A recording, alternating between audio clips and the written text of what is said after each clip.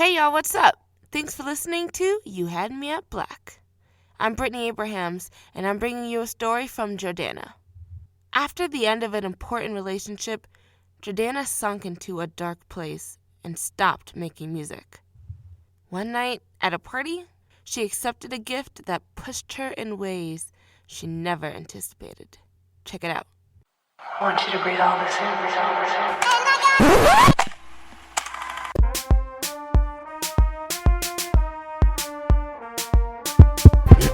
This is You Had Me at Black, the podcast where black millennials tell true life stories.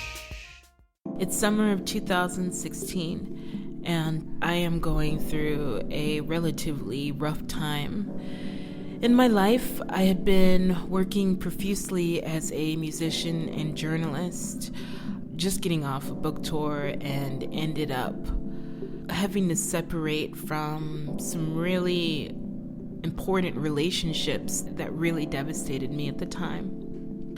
So I moved into a dingy apartment in downtown Baltimore, and I really was just burying a lot of my feelings. But with that, I was being relatively social and certainly was surrounding myself with a support system.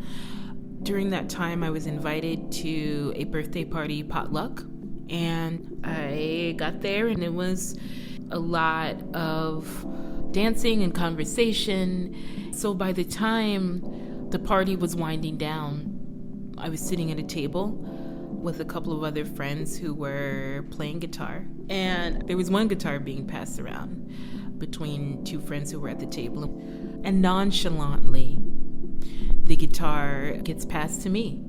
I took it and started playing. You know, very quickly I got into the flow. It was almost like reuniting with my best friend. So I quickly fell into a comfortable place that I had forgotten. And I played the C chord, which is a very comfortable chord for me. And I can't remember what I was singing. I think I was just humming, and I was singing a little French song that I liked very much. And went in for maybe a minute.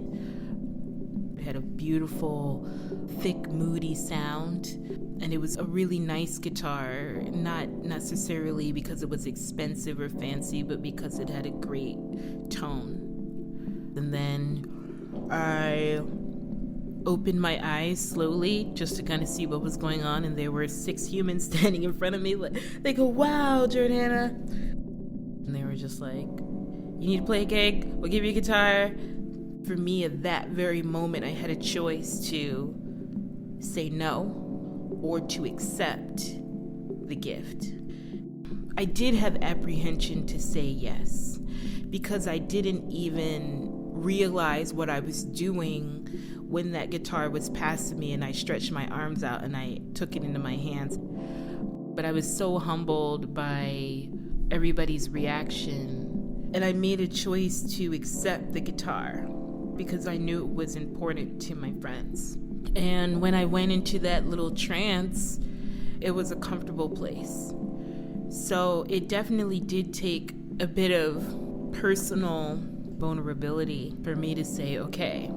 It took even more vulnerability for me to pursue the guitar, because my friend had to put strings on it. And any acoustic player, you know, when you get every acoustic guitar has a different tone and has a different personality.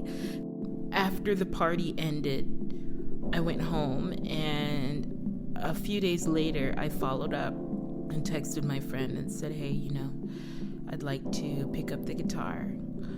I go back over to the house, and we go upstairs to look at the guitar and to service it. So my friend goes through drawer after drawer, you know, a cabinet, under the bed, you know, all this stuff, looking for strings, and he could have sworn he had strings. Asked his girlfriend, and she's like, there's no strings here. And he, you know, of course you have the couple where it's like, "I know I saw them," and she's like, "They're not here." Yeah, you know. So finally he gives up, and we have to try again. So I go to a little shop downtown in Baltimore called Brothers Music with a friend of mine. So now I'm investing money into this situation just because I had sat down at a table and outstretched my hand when a guitar was passed to me. But I felt I needed a guitar around me, even if I didn't feel like I was going to play professionally again. At that point, I had not planned on playing professionally again. It's just nice to have something in the house as a singer and as a writer. I was really private about my pain. I don't think anybody really knew how deep it was. And I had told my friends what was going on. And they were like, oh shit, that sucked. And it doesn't mean that they didn't empathize for me, but I just had to continue on. So I thought that the process was very sweet, and it brought some of us together. So, I went with it. Anything to have some fun. So a few days after we failed the first attempt to string the guitar, I decide out of nowhere to walk to see a chastity belt show. Now, during this time, I was going out a lot. I wasn't dating, but I was going out a lot just to kind of make sure I had a support system around me and to just keep my morale up. I ran into a friend who I knew a year ago who was very close friends with the person that I cared for and separated from. And literally within a 30-second conversation, he offers to print 300 vinyls of my music. And I said, okay. I'm like, I just got a record deal. When I see patterns or when I see connections, coincidences, or synchronicity, I decide to follow the path, just for shits and giggles. Just say, hey, where is this going to take me? Because this is kind of cool. Like, hey, maybe my life, maybe the universe is trying to tell me something.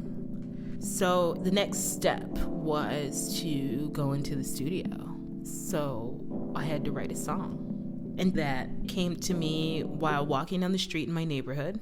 Every day I go and I walk and I meander and daydream. And this song, the words in the first chorus and the hook came into my head. I didn't play it like I should. I didn't play it like I could.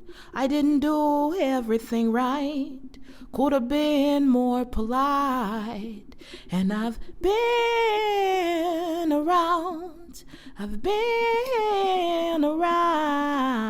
and I've played myself into the ground.